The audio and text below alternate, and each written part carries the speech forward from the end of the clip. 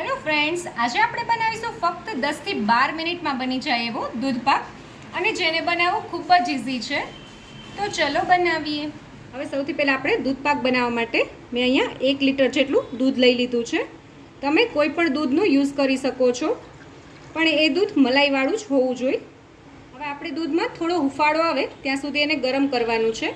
હવે આપણો દૂધ પાક મિનિટોમાં ઘાટો બની જાય એના માટે મેં અહીંયા મિલ્ક પાવડર લઈ લીધો છે, જે તમને આવી રીતે બજારમાં મળી જશે 10 રૂપિયાના પાઉચમાં.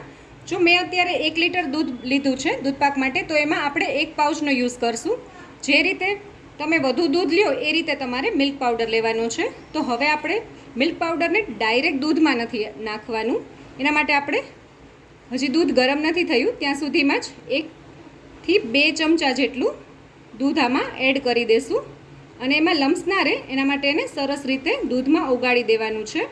આવી રીતે આપણે સતત હલાવતા જવાનું છે દૂધમાં મિલ્ક પાવડરને, જેથી એમાં સહેજ પણ લમ્સ રહેશે નહીં. જોઈ શકો છો મિલ્ક પાવડર એકદમ સરસ રીતે ઓગળી ગયો છે.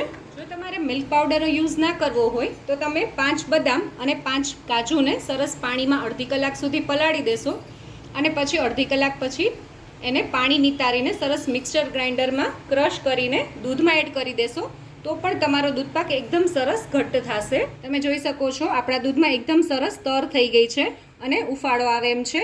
તો હવે આપણે આ સમયે મેં અહીંયા અડધી કલાક પહેલાં ચોખાને પલાળીને રાખ્યા હતા. તમે જોઈ શકો છો મેં 1 લીટર દૂધમાં 2 ચમચી જેટલા ચોખા લઈ લીધા છે.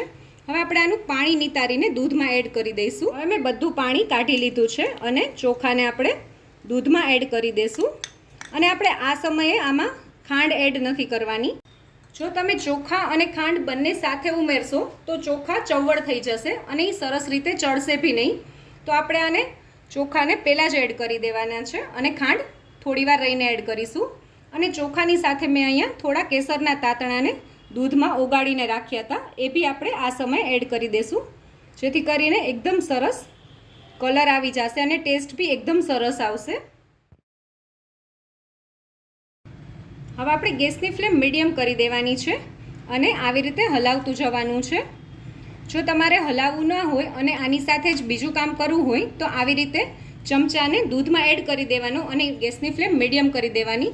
તો તમારો દૂધ પાક ઉકળતો હશે પણ ઉભરાશે નહીં. આપણે ચોખા એડ કર્યા અને 2-3 મિનિટ થઈ એ પછી આપણે જ્યાં મિલ્ક પાવડર એડ કરીને દૂધ બનાવ્યું છે એ બી આ સમયે એડ કરી દઈશું. જ્યારે આપણું ઉકળતું હોય ત્યારે આવી રીતે સાઈડમાં મલાઈ જામી જાય છે, એ બી આપણે દૂધ હલાવતી વખતે આમાં એડ કરતું જવાનું. તમે જોઈ શકો છો 4 થી 5 જ મિનિટ થઈ છે મેં ચોખાને એડ કર્યા, અને જ્યારે મેં ચોખા એડ કર્યા હતા ત્યારે ચોખા બધા તળિયે ચીપકી ગયા હતા. અને અત્યારે તમે જોઈ શકો છો તો આવી રીતે દૂધ ઉકળે છે, એની સાથે ચોખાના દાણા બી ઉકળે છે. એનો એ મતલબ છે કે આપણા ચોખા એકદમ સરસ રીતે ચડી ગયા છે. હું તમને એક ચોખાનો દાણો લઈને બતાવું છું કે એ ચડી ગયો છે કે નહીં. તમે જોઈ શકો છો આવી રીતે આપણે દાણો લઈએ અને આમ મેશ કરીએ તો એકદમ સરસ ચોખાનો દાણો મેશ થઈ જાય છે. એનો એ મતલબ છે કે આપણા ચોખા જે આમાં એડ કર્યા છે એ સરસ રીતે ચડી ગયા છે. અને હવે ચોખા ચડી ગયા છે તો એ સમયે મેં અહીંયા અડધો કપ જેટલી ખાંડ લઈ લીધી છે, એ હું આમાં એડ કરી દઈશ. તમે મીઠાશ તમારા ટેસ્ટને અકોર્ડિંગ પ્લસ માઇનસ કરી શકો છો. અને ખાંડની સાથે જ હું અહીંયા થોડા મેં ડ્રાય ફ્રૂટ્સ લઈ લીધા છે, કાજુ, બદામ, પિસ્તા અને થોડી ચારોળી લઈ લીધી છે, એ આમાં એડ કરી દઈશ. જે એકદમ સરસ દૂધ સાથે ઉકળશે તો એ એકદમ સરસ ચડી જશે. કેમ કે જો તમે આને ઉપરથી એડ કરશો તો એ થોડા ચાવવા પડે એવા થઈ જશે, પણ તમે જો આ સમયે જ એડ કરી દેશો તો એને ચાવવામાં ઇઝી પડશે. અને જો તમારા ઘરમાં નાના બાળકો હોય તો તમે ડ્રાય ફ્રૂટ્સનો ભૂકો કરીને બી એડ કરી શકો છો. અને હવે આપણે ડ્રાય ફ્રૂટ્સની સાથે થોડો ઇલાયચીનો પાવડર બી એડ કરી દઈશું, અને એનાથી બી એકદમ સરસ ફ્લેવર આવી જશે આપણા દૂધ પાકમાં. આપણે દૂધ પાકને બાસુંદી કે રબડી જેવો ઘાટો નથી કરવાનો, બસ થોડો ઘાટો થઈ જાય ત્યાં સુધી જ ઉકાળવાનું છે. અને આપણે આમાં મિલ્ક પાવડર એડ કર્યો છે તો આપણો દૂધ પાક ફક્ત 10 થી 12 મિનિટમાં જ એકદમ સરસ ઘટ્ટ એવો થઈ જશે.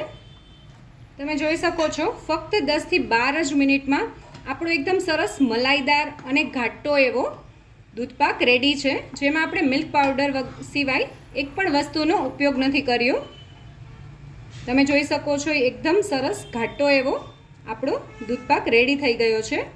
અને હવે આપણે દૂધપાકને સર્વ કરી લઈએ. તો તૈયાર છે દૂધપાક. જો તમને મારો આ વિડીયો ગમ્યો હોય તો મારા વિડીયોને લાઈક કરજો, શેર કરજો અને મારી ચેનલ કુકિંગ વિથ ઉમા પુરોહિતને સબસ્ક્રાઈબ કરજો, જેથી કરીને આવા નવા વિડીયો હું તમારી સાથે શેર કરી શકું.